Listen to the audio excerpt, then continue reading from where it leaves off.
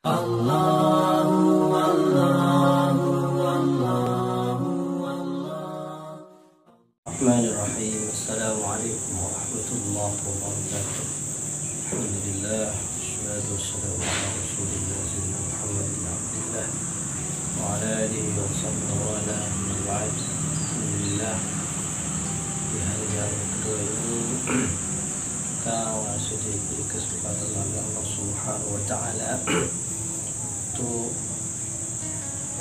melaksanakan ibadah puasa di bulan suci Ramadan ini. Mudah-mudahan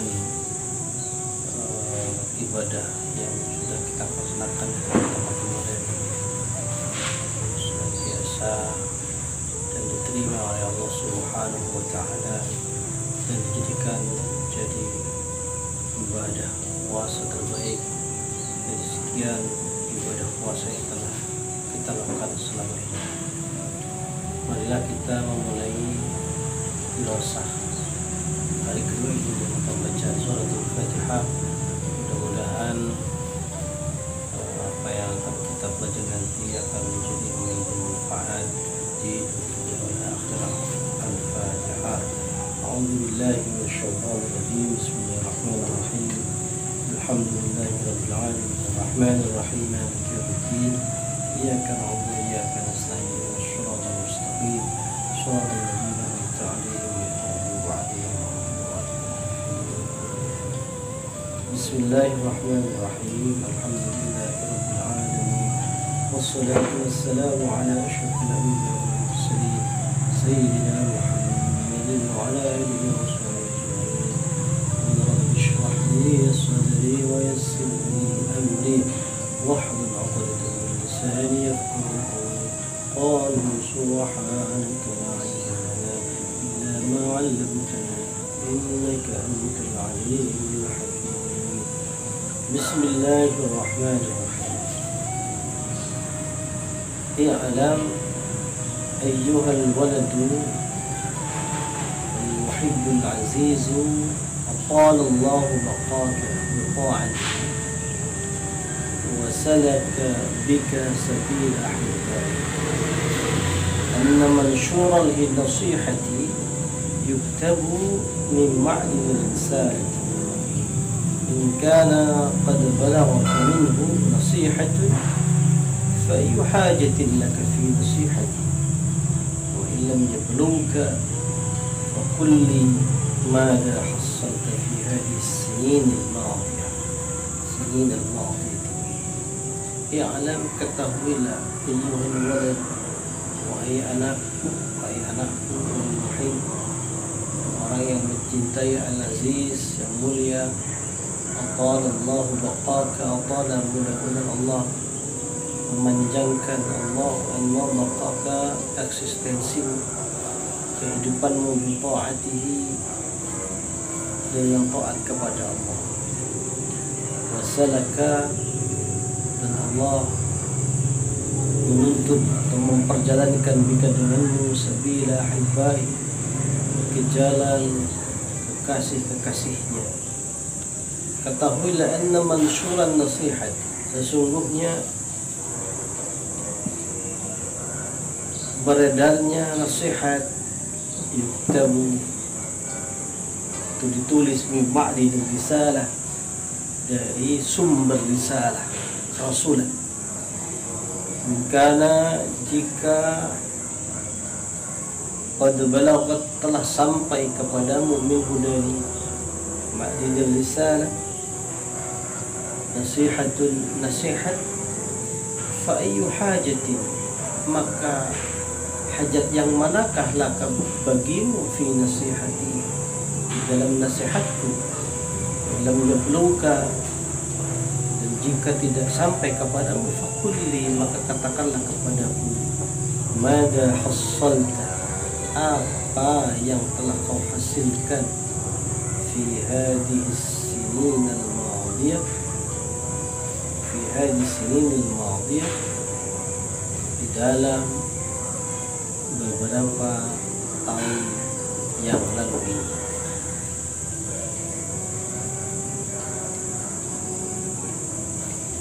Imam Al-Ghazali merespon permintaan salah satu muridnya yang meminta nasihat untuk dijadikan bekal hidupnya. Di dalam respon tersebut, yang pertama dilakukan oleh hadikan redaksi ayyuhal walid, wahai anak. Imam Ghazali menyapa yaitu dengan sapaan anak. Artinya ada hubungan emosional, ada hubungan ruhiyah, ada hubungan batiniyah yang mana Imam Ghazali memposisikan sang murid tadi sebagai anak. Ini pelajaran bagi kita sebagai pendidik, sebagai guru, bahwa kita harus memposisikan anak didik kita peserta didik di madrasah itu sebagai anak kita sendiri. Sang pendidik harus mengajar dengan kasih sayang, mengajar dengan penuh kelembutan, sebagaimana orang tua mencurahkan kasih sayang pada anaknya. Seorang guru harus punya sifat syafaqah, sifat kasih sayang, sifat kekhawatiran atas masa depan anak itu bagaimana ke depan, sehingga seorang guru, sebagai orang tua harus mengajarnya, harus mengasihinya, memberikan pelajaran, memberikan pengetahuan penuh dengan kasih sayang. Persoalan anak itu penuh dengan kenakalan dan sebagainya, itu semua dikasih sayang. Sehingga walaupun kita sudah terpisah dengan anak didik kita misalnya, maka masih ada hubungan opini, hubungan ruhiyah. Itu yang pertama. Didiklah anak itu dengan penuh kasih sayang, dengan penuh kelembutan. Jangan mendidik dengan kata-kata yang kotor, kasar, dan penuh caci maki. Itu tidak akan bermanfaat. Ketika Imam Ghazali menyapa santri tadi, murid tadi dengan sapaan anak, Imam Ghazali lantas kemudian mendoakannya, Atallahu baqaka bi ta'ati. Mudah-mudahan engkau diberikan keberkahan umur, diberikan umur panjang, mana umur itu digunakan untuk taat beribadah kepada Allah Subhanahu wa taala. Luar biasa. Yang kedua, saya juga mendoakan wasalaka bika sabila, dan mudah-mudahan Allah menuntunmu ke jalan para kekasih. Ini doa terbaik bagi seorang guru. Kita harus senantiasa mendoakan anak kita dengan mudah-mudahan mereka ditunjuk oleh Allah, diberikan hidayah oleh Allah sehingga bisa menjadi orang-orang yang dekat kepada Allah, dengan menjadikan mereka menjadi orang-orang bertakwa kepada Allah Subhanahu wa taala. Oleh karena itu, sebagai seorang pendidik, seorang guru sejati, adalah kita senantiasa mendoakan anak-anak kita semuanya, tak terkecuali mudah-mudahan mereka kelak nanti diberi kesuksesan, baik kesuksesan dunia maupun kesuksesan akhirat. Saya mengajak kepada seluruh didik, seluruh guru di UTS ini, mari kita doakan semuanya, siswa dan siswi UTS ini menjadi orang sukses dalam berbagai bidang, sukses dunia dan sukses akhirat. Imam Ghazali mengatakan kepada mereka, wahai anakku, nasihat itu sudah tersebar di berbagai buku, berbagai kitab, berbagai tulisan, dan itu sumbernya adalah dari kerasulan, dari kenabian.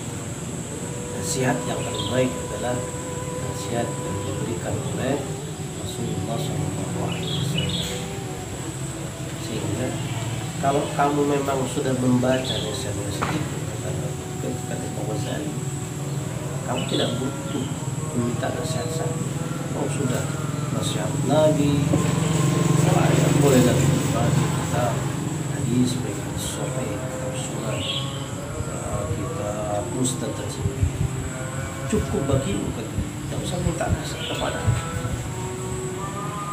Tetapi kalau nasihat itu belum sampai kepada, kemudian Imam Ghazali mengatakan fakulli mada hasalta fi hadhihi, katakan kepada wahai anakku, apa yang telah kau lakukan, apa yang telah kau amalkan, apa yang telah kau hasilkan, apa yang telah kau capai selama beberapa tahun terakhir ini.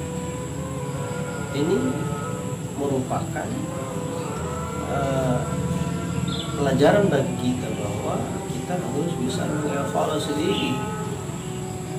Sebagai seorang guru, Anda harus bertugas mengevaluasi diri Anda sendiri, terus mengambil pengetahuan. Apakah yang sudah kita sampaikan sudah dicerna oleh murid kita, oleh peserta didik kita? Apakah materi yang kita sampaikan kepada para peserta didik selama beberapa tahun atau bulan terakhir ini sudah bisa difahami oleh peserta didik kita? Atau yang kita sampaikan itu saja, tidak ada perubahan, tidak ada hal yang bagus? Itu harus begitu juga seorang peserta didik, murid, santri harus bisa mengevaluasi diri. Misal kelas 9, kelas 8, kelas 7, sudah hampir setengah tahun, hampir 10 tahun, Anda harus bisa menanyakan kepada diri Anda sendiri, apa yang sudah saya peroleh selama belajar madrasah ini selama 3 tahun, selama 2 tahun, selama 1 tahun. Berapa persenkah ilmu-ilmu yang sudah saya pelajari, yang sudah saya amalkan dalam kehidupan sehari-hari? Itu penting, sehingga dengan evaluasi kita bisa mengetahui kekurangan, mengetahui hal-hal yang belum kita capai. Catat hasil itu, kemudian ditindaklanjuti dengan hal-hal yang baik. Bagaimana cara mengembali, bagaimana cara menyempurnakan kekurangan tadi. Inilah pentingnya evaluasi. Tidak hanya murid yang berevaluasi, tapi seluruh aktivitas ini, dari pimpinan, kemudian pengelola, kemudian guru, semua harus bisa mengevaluasi apakah tugas-tugas yang sudah kita emban, kita dapat amanah untuk sudah terselesaikan dengan sempurna, dengan baik. Apakah proses pembelajaran kita selama ini sudah berjalan dengan baik? Kita lanjutkan. Ayyuhal walad, wahai anak, min jumlati ma nasaha bihi Rasulullah sallallahu alaihi wasallam ummatahu qawluhu alaihi salam, alamatu i'radillahi ta'ala 'anil 'abdi ishtighaluhu bima la ya'nihi. Min jumlati ma, di antara jumlah sesuatu nasihat yang memberikan nasihat dengan Rasulullah sallallahu alaihi wasallam, Rasulullah sallallahu alaihi wasallam ummatahu, kepada umatnya, qauluhu alaihi salam, adalah sabda Rasulullah sallallahu alaihi wasallam. Sabdanya Alamatu i'radillahi ta'ala, adapun tanda-tanda berpalingnya Allah subhanahu wa ta'ala adil abdi dari seorang hamba, istighaluhu, yaitu kesibukan seorang hamba, bima, dengan sesuatu, la ya'nihi, yang tidak berguna baginya. Wa inna mra'an, dan sesungguhnya seseorang sahabat yang hilang, yang lepas, sa'atun, satu saat, 1 jam, min umrihi, dari umurnya, ya ghairi ma, dalam selain sesuatu, khuliqa, yang ia ciptakan lahu untuk ma, sesuatu itu, minal ibadah, dari ibadah, la jadirun, sangat pantas, sangat layak, antatula, berkepanjangan, alaihi, atas seseorang tersebut, hasratuhu, penyesalan atau kerugian. Waman, dan barang siapa jawaza, yang melampaui al-arba'in, umur 40 tahun, walam yaghlib, dan tidak mengalahkan, tidak mendominasi, khairu, kebaikannya, ala syari', atas kejelekannya, falyatajahhaz ilan nar, maka hendaklah dia bersiap-siap ilan nar, masuk neraka. Wa fi hadhihi nasihah, dan di dalam nasihat ini, kifayatun, kecukupan di ahli ilmu, bagi ahli ilmu.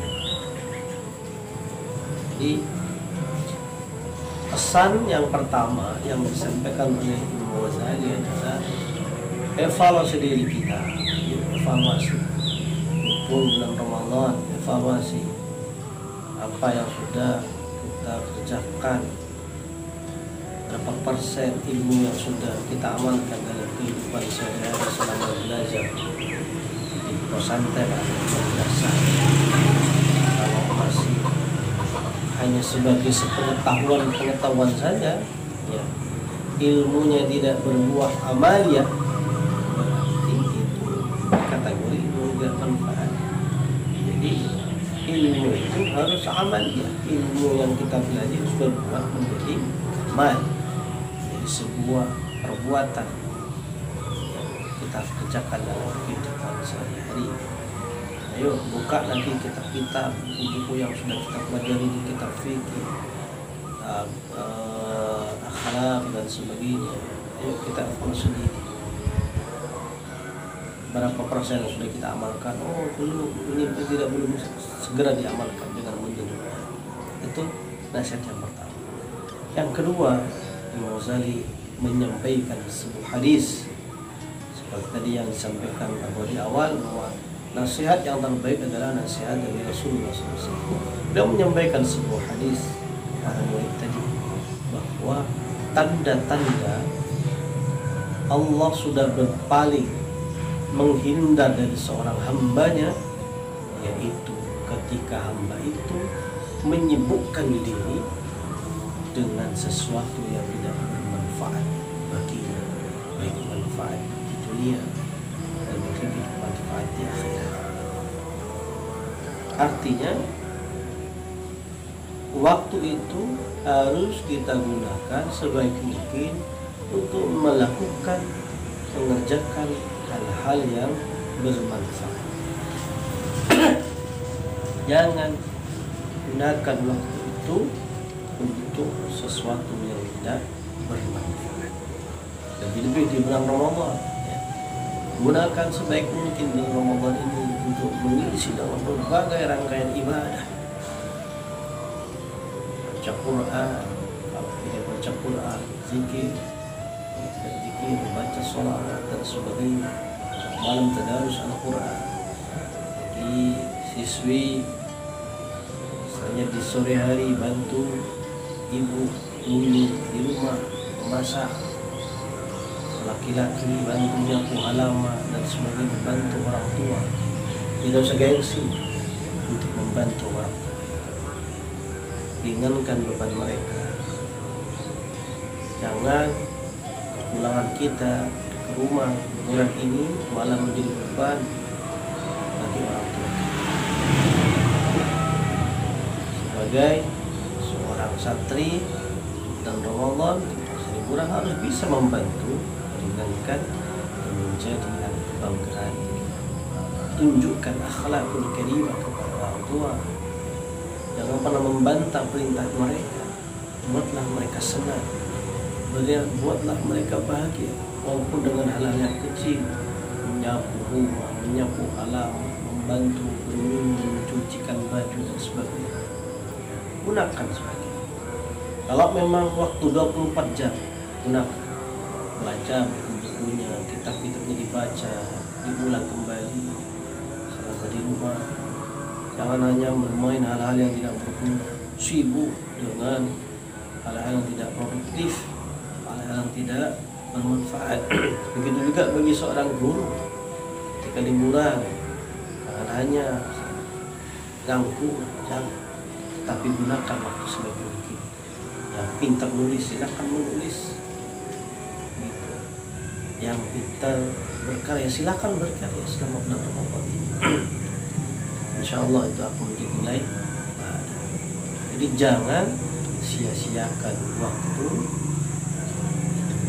untuk melakukan hal-hal tidak manfaat, tidak ada manfaat. Karena waktu yang telah berlalu tidak akan pernah kembali. Al-waqtu dha'i la yurad. Waktu yang telah berlalu tidak akan pernah bisa diulang kembali. Selanjutnya dalam hadis disebutkan bahwa tidak ada seorang pun yang waktunya hilang sia-sia tanpa nilai ibadah, kecuali dia akan sangat pantas dan layak untuk menyesal, untuk mengalami penyesalan kerugian selama hidupnya.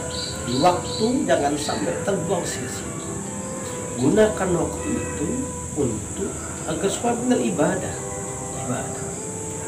Ibadah tidak harus sholat, ibadah tidak harus yang lain. Tidak, banyak ibadah itu. Banyak. Membantu tangga, membantu orang tua, bersedekah di bulan Ramadan.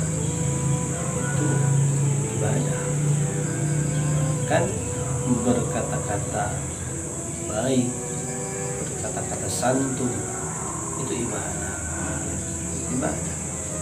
Ibadah itu luas. Ada ibadah yang mahdha, yang ada yang ghair mahdha. Ibadah yang mahdha yang murni ini sudah ada ketentuan dari Rasulullah SAW.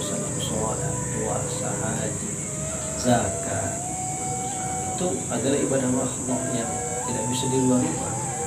Ibadah yang lain banyak selain itu, banyak sekali. Jadi, gunakan. Sekarang santri biasanya ketika liburan habis yang malam, itu jangan sampai seperti itu. Bukan berarti seorang santri tidak boleh main HP, ya, silakan bermedsos, tapi bijaklah dalam menggunakan media sosial. Gunakan media sosial untuk menyebarkan kebaikan, untuk menyebarkan ilmu. Tulis status yang baik dan bermanfaat, yang dengan hikmah dan kebijak hikmah, sehingga ketika jangan butuh like, tidak butuh like yang banyak. Ada tulis yang baik, kemudian yang kebaikan yang tertulis itu menyadarkan seseorang, itu pahalanya lebih besar daripada apa yang lain. Karena Anda bisa menyadarkan orang lain hanya dengan memberikan status Anda di media sosial. Jangan posting yang tidak ada gunanya, tidak ada manfaatnya, apalagi hal-hal yang negatif, tidak mencerminkan akhlak yang mulia. Jangan. Bijaklah dalam bermedsos sebagainya. Apakah itu tidak pamer? Pamer kebaikan boleh. La tudhiril amal illa yuqtada. Jangan kau tampakkan amal kebaikan kecuali supaya itu. Ini pesan, gunakan waktu sebaik mungkin untuk hal-hal yang manfaat dan produktif, baik bagi seorang guru, baik maupun bagi seorang peserta didik dan santri. Selanjutnya, ini peringatan khusus bagi para guru, Wa man jawaza al-arba'ina wa lam yaghrib khairu 'ala syarri faltazasilan. Barang siapa yang umurnya sudah mencapai 40 tahun tetapi kebaikannya tidak mengalahkan keburukannya, artinya keburukannya, kejelekannya lebih banyak daripada kebaikannya, maka orang yang sudah seperti ini, kata Rasulullah, falyatajahhaz, bersiap-siaplah untuk masuk ke karena itu pada para dewan guru, pendidik yang sudah memenuhi kriteria jawazul arba'in, umur 40 tahun, hati-hati dengan umur itu. Sudah kalau kita mencermin kepada Rasulullah SAW, beliau wafat umur 63 tahun. Berarti sisa umur Anda yang sudah umur 40 tahun tinggal 23 tahun lagi. Kalau 23 tahun tersisa ini masih saja keburukannya lebih banyak daripada kebaikannya, dia bersiap-siaplah Anda masuk ke neraka. Na'udzubillah min dzalika. Kenapa harus 40? Dalam Quran Allah juga berpesan khusus bagi orang yang sudah 40 tahun. Hatta idza balagha 40 sanatan qala rabbi awzi'ni ashkur ni'mataka allati an'amta 'alayya wa 'ala walidayya wa an a'mal salihan tardahu wa aslih li fi dhurriyyati. Dan ingatlah ketika seseorang mencapai umur 40 tahun, maka dia berdoa kepada Allah, Rabbi auzi'ni an ashkura ni'matak, ya Allah berikan karunia kepada hamba untuk bersyukur kepada Engkau ya Allah atas segala nikmat yang telah diberikan kepada hamba selama ini 40 tahun ini. Wa ala walidayya, dan jangan lupa, jangan hanya bersyukur kepada Allah, pesan Allah, bersyukurlah kepada kedua orang tua kita yang merawat kita sejak dalam kandungan sampai saat ini. Itu umur 40 ini adalah umur di mana seseorang menurut ahli ilmu bidang psikologi dan sebagainya adalah umur yang mana seseorang sudah umur jadi. Ingat, Muhammad Rasul umur 40 tahun. Mengapa 40? Inilah keistimewaan. Orang sudah akan menjadi mustaqim, istiqomah, dia tahu di mana posisinya. Nah, karena itu banyak-banyak bersyukurlah.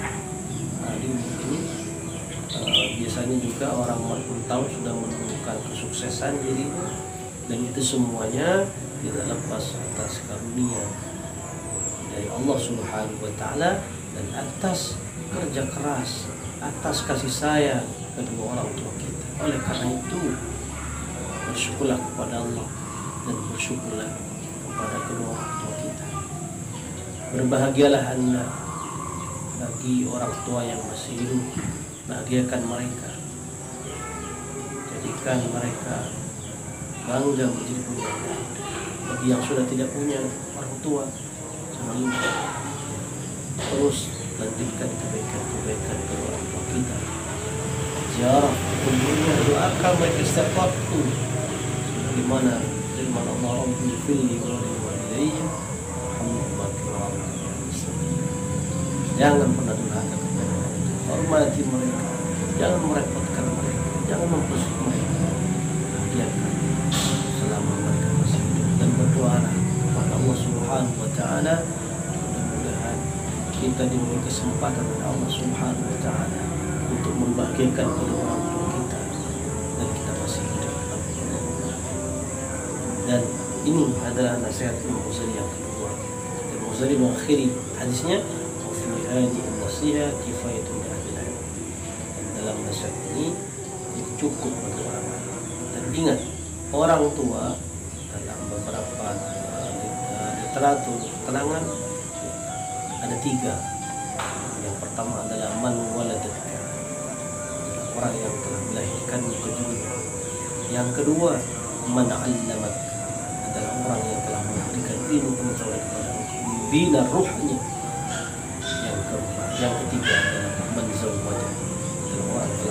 menikahkan putrinya kepada Allah.